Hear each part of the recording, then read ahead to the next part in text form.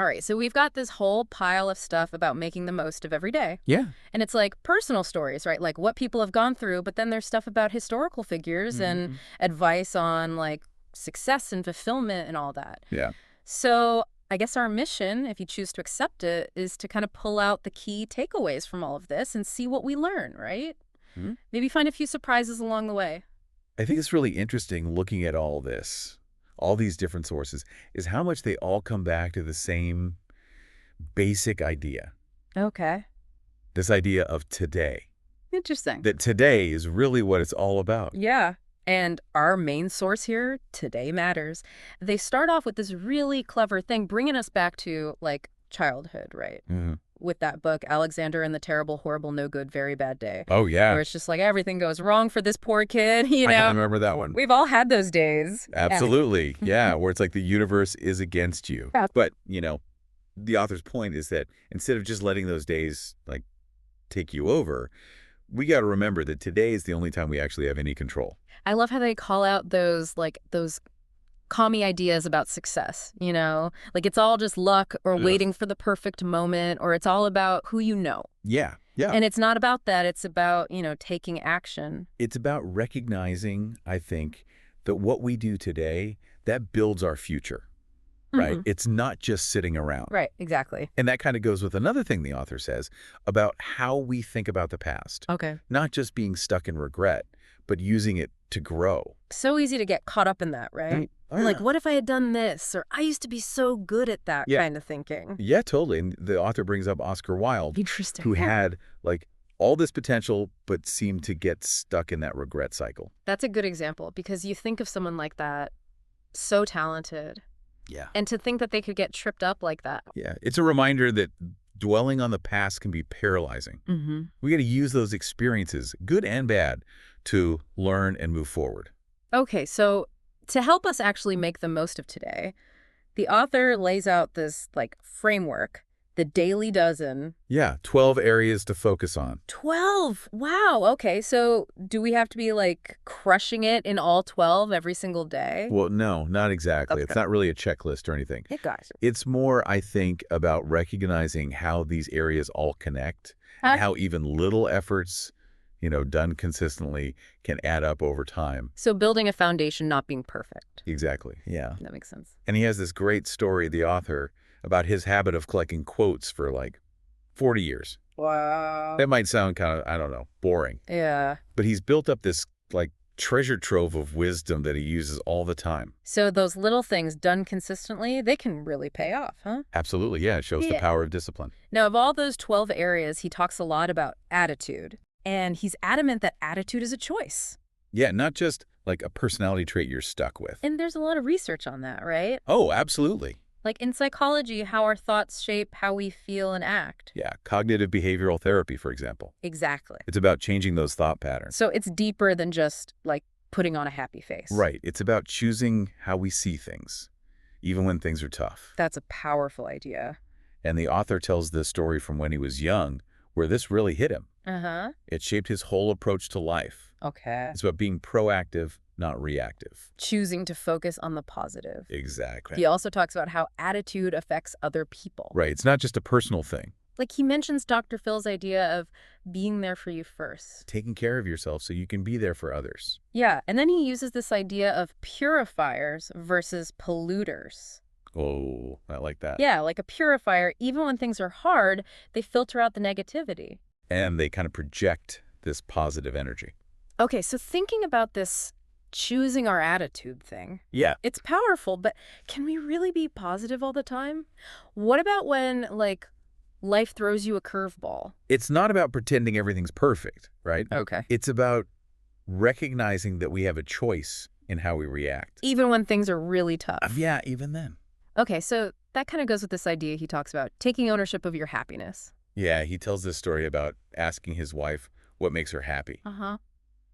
And she said it was an inside job. Happiness as an inside job. I like that.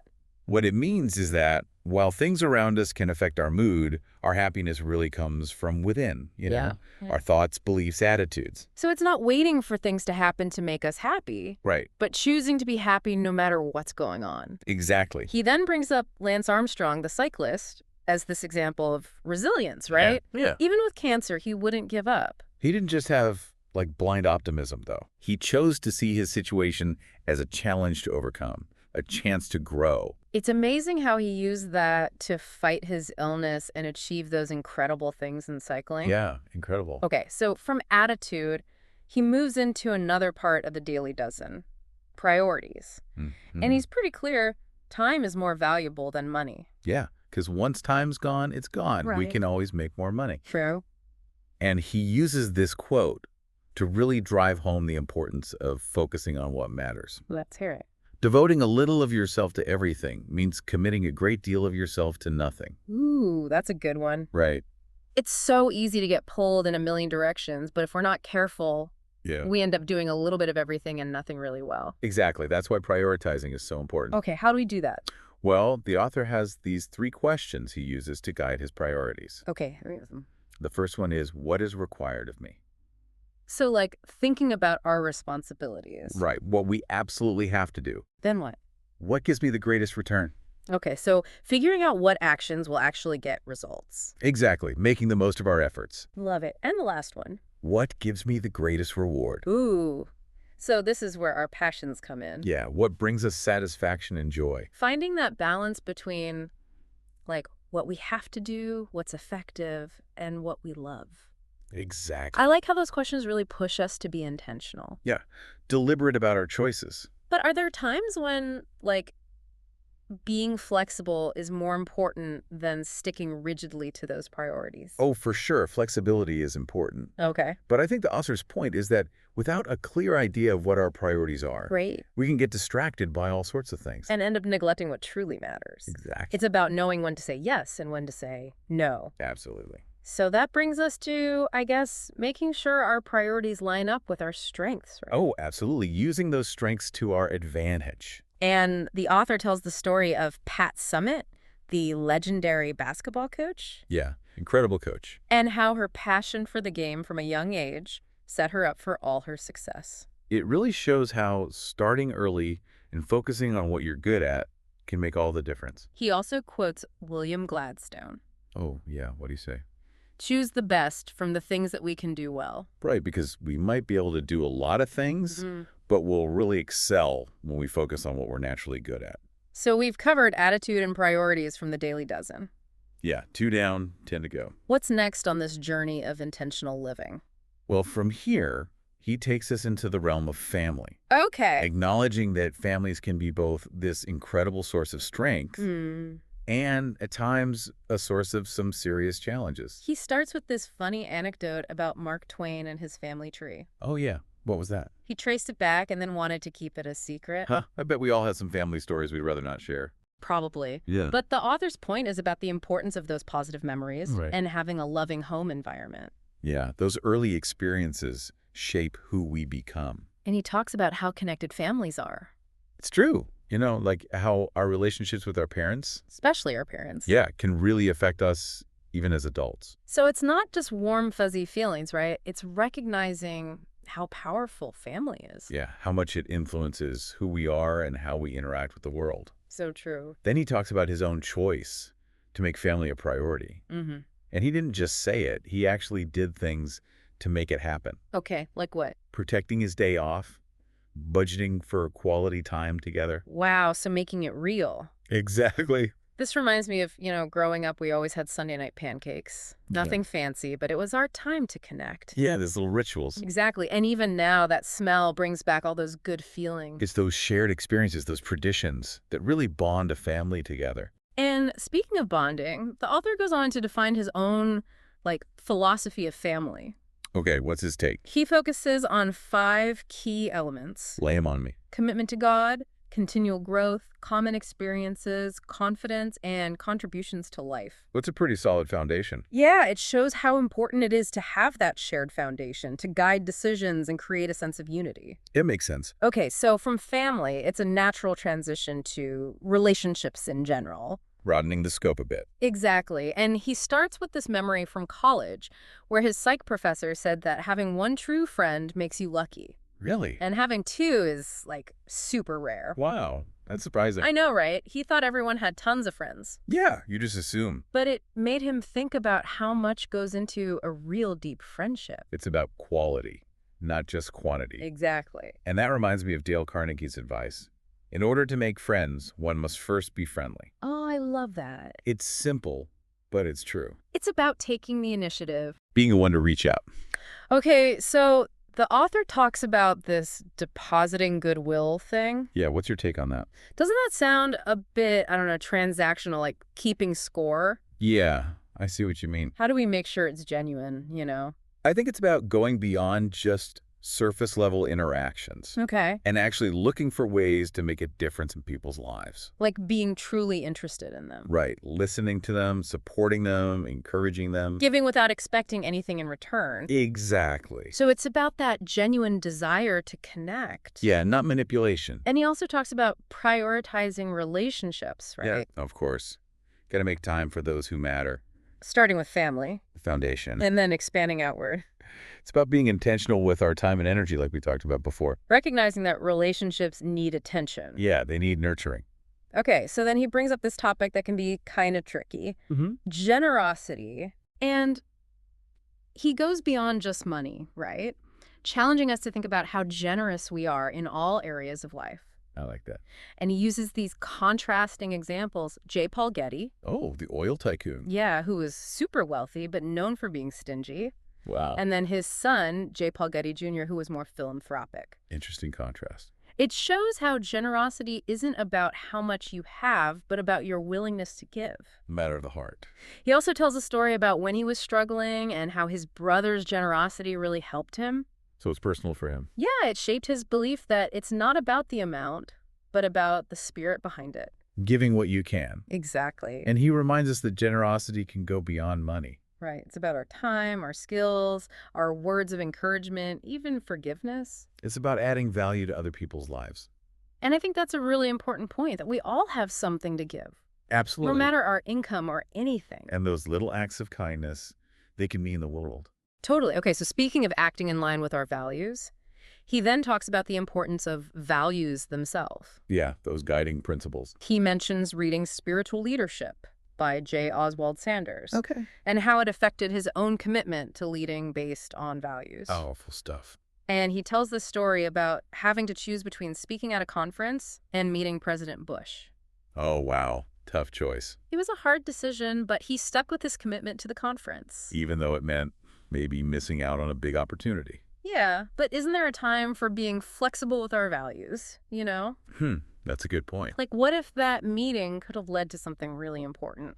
I think the author's saying that compromising our values, even for good reasons, can damage our integrity. It can create that inner conflict. Exactly. Our values are the core of who we are. Right. Staying true to them, even when it's hard, is key. It's about making choices that reflect who we are and what we believe. And in this case, it turned out the meeting with the president got canceled anyway. Oh, wow. So he stayed true to his values and didn't miss out. Sometimes doing the right thing works out in unexpected ways.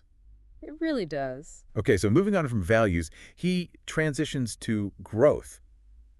The last piece of the Daily Dozen. Got to keep growing, right? Absolutely. And he's clear that it doesn't just happen on its own. It takes effort. Effort, yeah, and intention. He busts the myth that growth is just part of getting older. Right. We have to take charge of our own development. Seeking out opportunities. Learning new things. And he reminds us that growth means change. Yeah. Can't evolve if we're clinging to the way things are. He encourages us to, embrace the discomfort of change. See it as a chance to learn and grow. He also talks about setting specific goals for growth. Makes sense. Having a clear target. Focusing on our strengths and where we can add the most value. And he brings in a quote from Peter Drucker. Strength is always specific. Love that quote. So it's about focusing on where we already excel. Leveraging those natural talents and abilities. And to show this idea of personal growth, he shares a couple of inspiring stories, right? First, there's John Kilcullen, the guy behind the Dummies books. Oh, yeah, those are everywhere. And it's amazing how he took this simple idea, making complex things easy to understand, and turned it into this huge success. It shows that even small ideas, with passion and dedication, can have a big impact. He also talks about having a dedicated time and place for thinking. I like that idea. Yeah, he describes how he does his best thinking early in the morning. Like before the day gets going? Yeah, giving himself space to think without distractions. It's about creating that space for focused, creative thought. Okay, so from thinking, he goes into commitment. Yeah, essential for reaching our full potential. He argues that it's that unwavering dedication to our goals that helps us push through challenges and achieve lasting success. Like having that deep conviction, that drive to make things happen. He uses this example of England's commitment during World War II. Powerful example. Even when things seemed impossible, they didn't give up. They understood what was at stake, what they were fighting for. It's about connecting with a purpose that's bigger than yourself. Right, having that driving force. And then he brings it back to a more personal level, sharing the story of Liz Murray. Oh, yeah. Incredible story. Her background, homelessness, poverty, you name it. She faced so much adversity. But she refused to let those circumstances define her. She made a commitment to change her life. Exactly. Graduating high school in 2 years while living on the streets. Wow. Getting a New York Times scholarship. Accepted into Harvard. She's like a real-life superhero. Right. It shows the power of vision and commitment no matter the obstacles. It's inspiring. Totally. Okay, so from commitment, we shift gears to something that can be a big source of stress for people.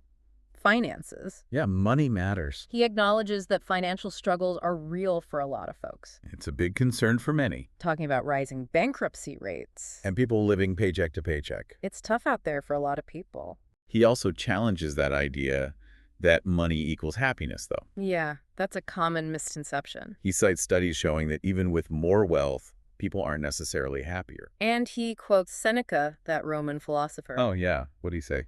Money has yet to make anyone rich. Deep, man. Right. It's about more than just dollars and cents. It's about purpose, relationships, a life that feels meaningful. So true. He then tackles debt, saying it can feel like being trapped. Yeah, it limits your choices. He contrasts that with having a financial margin, having that safety net. It's about having options, being able to make choices that align with your values. Not being controlled by your creditors. He shares the story of Sue Zorman, the financial advisor. Oh, yeah, she's great. And she wasn't always a financial guru. Really? She actually had a big financial setback early in her career. What happened? Lost a major investment, but she didn't let it defeat her. She used it as fuel. Exactly. Learned about finance, built a successful career, helping others with their money. It's another example of turning a negative into a positive. That resilience thing again. It's amazing how often that comes up. Okay, so from finances, we take a more philosophical turn, exploring the role of faith. Interesting. And he starts by acknowledging that people have all sorts of reactions to faith. Right, some ignore it, some misunderstand it, some fight it. And some, of course, embrace it. It's a complex topic. He uses this analogy of trusting doctors and pharmacists. Okay. Even though we don't always understand the medical stuff. We have faith in their expertise. Right, so he's saying we all operate on faith in some areas of life. Whether we realize it or not. Exactly. And he goes on to say that choosing where we put our faith is crucial. Okay. Whether it's God, humanity, science, or even the absence of God. We all have something we believe in. The key is aligning our beliefs with what we believe to be true. And then living in accordance with those beliefs. Walking the walk, not just talking the talk. He then shares his own journey with faith, how it shaped his worldview. Personal stuff. Yeah, and how it influences his approach to leadership and relationships. Interesting. He even mentions that when he signs his Maxwell Leadership Bible, he writes, "Everything I know about leadership I learned from this book." Wow. That's a strong statement. Right. It shows how deeply his faith affects his leadership. And he also talks about the comfort and strength faith can offer during tough times. Yeah, especially when dealing with loss and grief. He brings up the tragic story of Rick Husband, the astronaut who commanded the space shuttle Columbia. Oh, yeah, that was devastating. The shuttle disintegrated on re-entry, killing all 7 crew members. Terrible tragedy. But his wife, Evelyn, found solace in her faith. She did. Yeah, a Bible verse Rick often included in his autographs brought her comfort. What verse was that?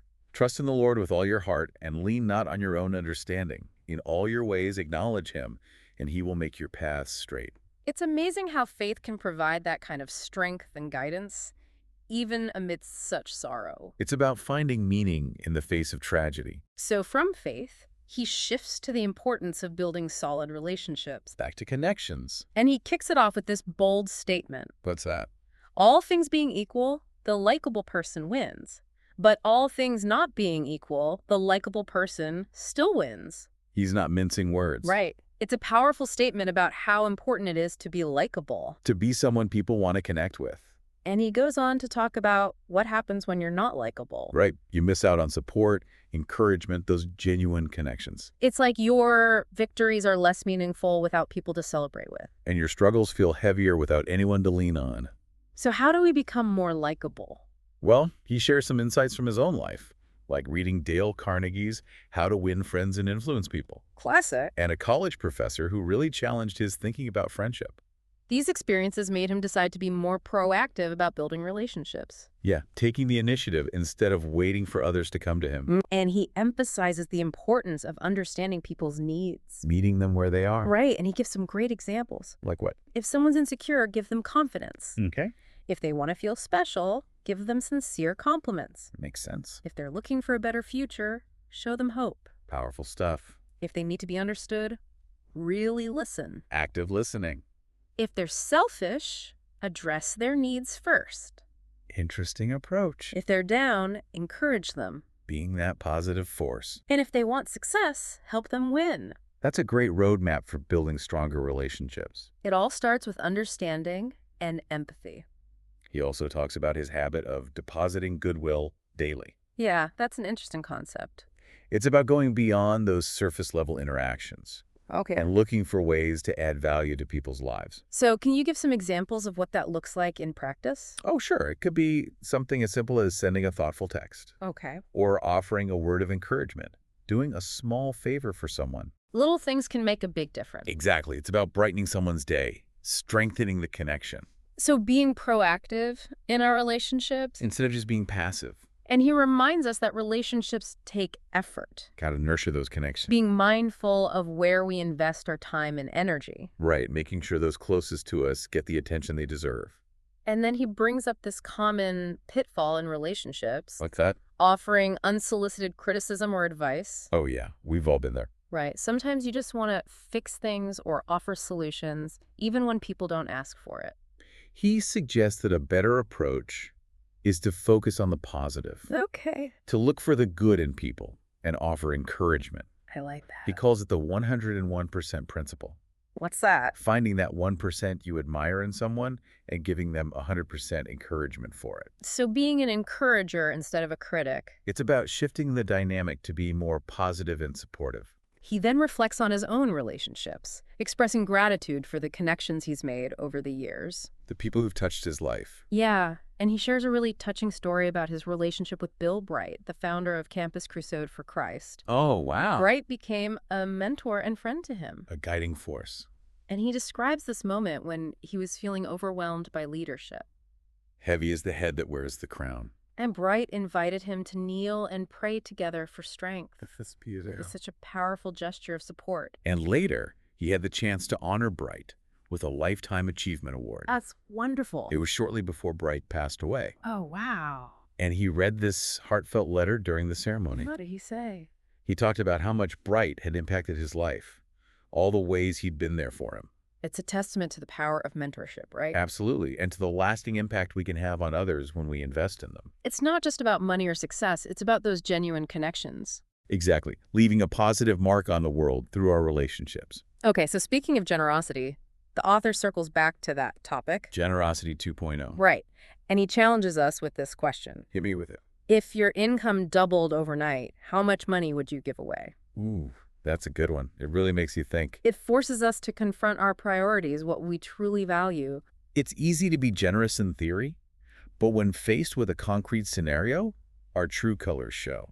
And he reminds us that true generosity isn't about the amount, but the spirit behind it. Giving from the heart. Exactly, that desire to make a difference. He then brings up values again, sharing another story about a tough decision he had to make based on his principles. Tell me more. He'd committed to speak at this conference, but then got invited to meet with President Bush, Oh, wow, another tough choice. It was.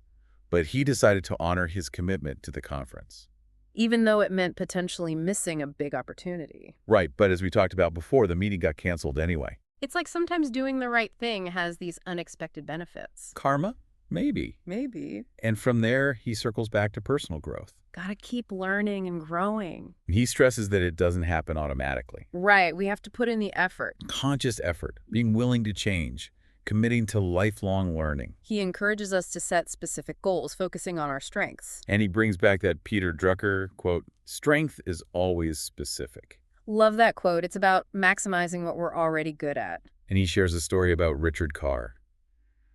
Going through all this, it's striking how many times people turn obstacles into opportunities. Yeah, that's a pattern, for sure. We saw it with Lance Armstrong, Liz Murray, Sue Zorman. It makes you think, is that just like part of being human? Finding strength when things get tough?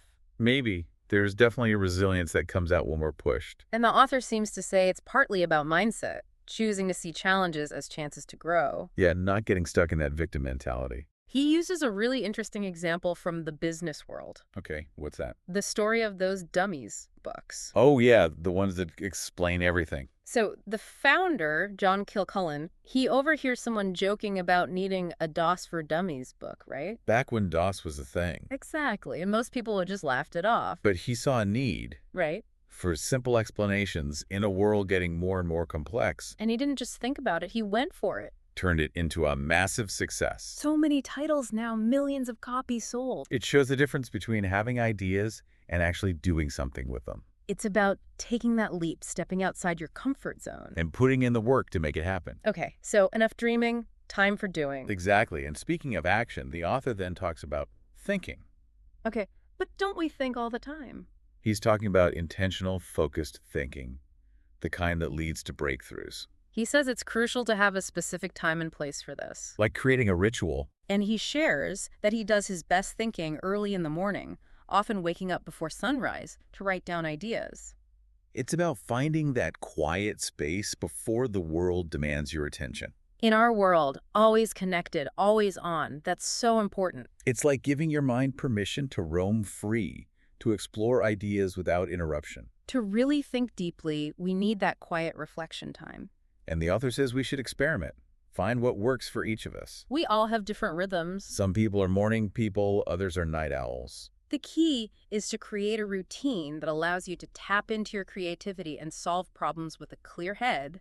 It's about setting yourself up for success. Okay, and speaking of setting yourself up for success, that leads us to commitment. The fuel that drives us towards our goal. It's about having that unwavering dedication, that willingness to do whatever it takes to make those goals a reality. He uses a powerful analogy to illustrate this. England's commitment during World War II. When everything was on the line. They were facing incredible odds, but they refused to surrender. They knew what was at stake, their freedom, their way of life, and they were willing to fight for it. It's about connecting to a purpose that's bigger than yourself. And commitment isn't just for grand historical events. Right, it's just as important on a personal level. He brings up the story of Liz Murray as an example. Oh, her story is amazing, starting with nothing and achieving so much. She faced homelessness, poverty, a difficult family life, but she never gave up. She was determined to change her life. And she did. Graduated high school in 2 years while living on the streets, got a New York Times scholarship, and was accepted into Harvard. It's a testament to the power of having a vision and the unwavering commitment to pursue it.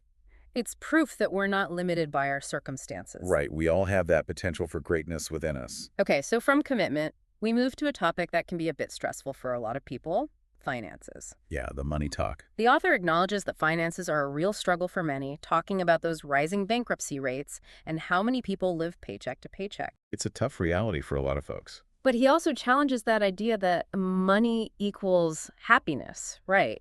Using studies that show even with more wealth, people aren't necessarily happier. He quotes Seneca, "Money has yet to make anyone rich." True wealth is about so much more than just money. It's about purpose, relationships, living a life that feels meaningful. He then dives into debt, saying it can feel like being trapped, limiting our choices. He even makes this funny comparison, categorizing debt based on how much you owe, ending with the government owing hundreds of billions. It's a clever way to show how debt is everywhere, but his point is that we should aim for financial freedom. Not being weighed down by what we owe. Having a financial margin, that safety net that gives us options and security. And creating that margin isn't just about making more money. It's about being smart with what we have, right? Living within our means. And making intentional choices about where our money goes. He shares the story of Suze Orman, the financial expert. Oh, she's great. And early in her career, she actually lost a big investment. But she didn't let that defeat her. Used it as a chance to learn. Turned it into a positive. Became an expert and now helps others manage their money. Another example of turning a setback into an opportunity. That resilience keeps coming back. Okay, so from finances, we shift to a topic that can spark a lot of different reactions. Faith. Yeah, faith is a personal thing. He starts by acknowledging that people have all sorts of views on faith. Some embrace it, some reject it, some are somewhere in between. And he uses this interesting analogy. What's that? He talks about how we trust doctors and pharmacists, even though we don't always understand all the medical stuff. Right, we're putting our faith in their expertise. So he's saying that faith, in some form, is already part of our lives. Whether we call it that or not. And he argues that it's important to be mindful of where we place our faith. Whether it's in a higher power, humanity, science, or even the absence of God. The point is to align our beliefs with what we believe to be true and to live accordingly. He then shares his own personal journey with faith, how it shaped his worldview. Faith as a guiding force. And how it influences his approach to leadership and relationships. He even says that when he signs his Maxwell Leadership Bible, he writes, "Everything I know about leadership, I learned from this book." Wow, that's a strong statement. It shows how deeply his faith is intertwined with his leadership philosophy. And he also talks about the comfort and strength faith can bring during tough times. Especially when facing loss and grief. He tells the story of Rick Husband, the astronaut who commanded the space shuttle, Columbia. That was such a tragic event. The shuttle breaking apart on re-entry, killing all 7 crew members. A terrible loss. But Husband's wife, Evelyn, found solace in her faith, specifically in a Bible verse Rick often included in his autographs. What was that verse? Trust in the Lord with all your heart, and lean not on your own understanding. In all your ways acknowledge him, and he will make your path straight. It shows how faith can provide strength and guidance, even in the face of such immense sorrow. It's about finding hope and meaning when things seem darkest. Okay, so from faith, the conversation moves to building those solid relationships. Connecting with others. And the author starts this section with a pretty bold statement. Oh, I'm intrigued. What is it? All things being equal, the likable person wins.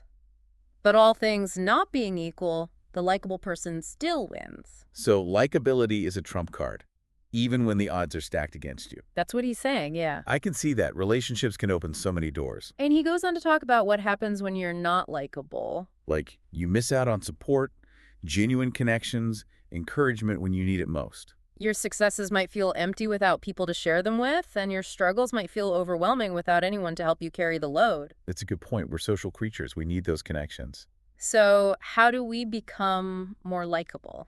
He shares some things that worked for him, like reading Dale Carnegie's How to Win Friends and Influence People when he was young. Classic. And having a college professor who really made him rethink what friendship meant. It seems those experiences made him decide to be more intentional about building relationships. To take the initiative instead of waiting for others to make the first move. And he stresses understanding people's needs. Right, not just focusing on our own. And he lays out this helpful framework. Okay, I like frameworks. What's this one? If someone's insecure, give them confidence. If they crave recognition, offer sincere compliments. Meeting people where they are. If they're searching for a better future, instill hope. If they need understanding, really listen. That active listening thing again. If they're acting selfishly, try addressing their needs first.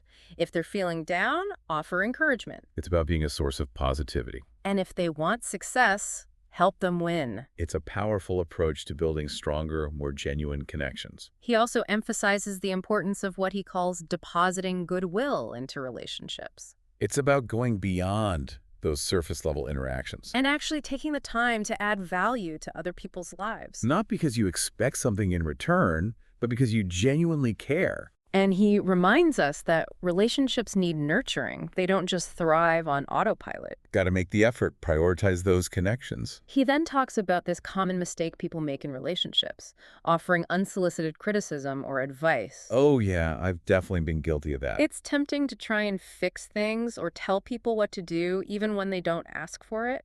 But often, what people really need is encouragement and support. And he suggests this really interesting approach, the 101% principle. Okay, I haven't heard this one. Tell me more. It's about finding that 1% you genuinely admire in someone Okay. and giving them 100% encouragement for it. Focusing on the positive, highlighting their strengths. Exactly. It's about being an encourager, not a critic. He then reflects on his own relationships, expressing gratitude for the connections he's built over the years. Those people who've made a difference in his life. And he shares this really touching story about his relationship with Bill Bright, the founder of Campus Crusade for Christ. He talks about how Bright became a mentor and a friend, offering guidance and support. He describes this powerful moment when he was feeling overwhelmed by the weight of leadership.